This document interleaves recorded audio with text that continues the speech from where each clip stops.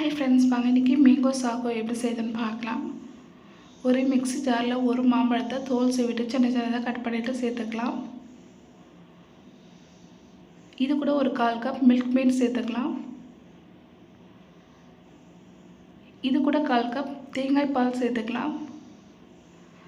இப்போ இது எல்லாத்தையும் நல்லா அரைச்சி எடுத்துக்கலாம். பாருங்கள், அரைச்சாச்சு.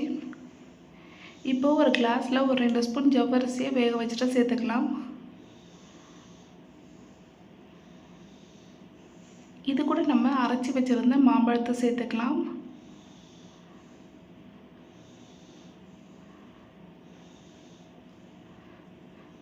திரும்பவும் இது கூட 1 ஸ்பூன் ஜவ்வரிசியை வேக வச்சுட்டு சேர்த்துக்கலாம்.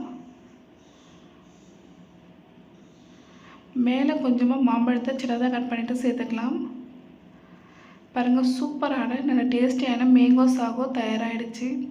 இதை நல்லா சில்லுன்னு ஃப்ரிட்ஜில் வச்சு சாப்பிட சூப்பராக இருக்கும். கண்டிப்பாக ட்ரை பண்ணி பாருங்கள். தேங்க்ஸ் ஃபார் வாட்சிங்.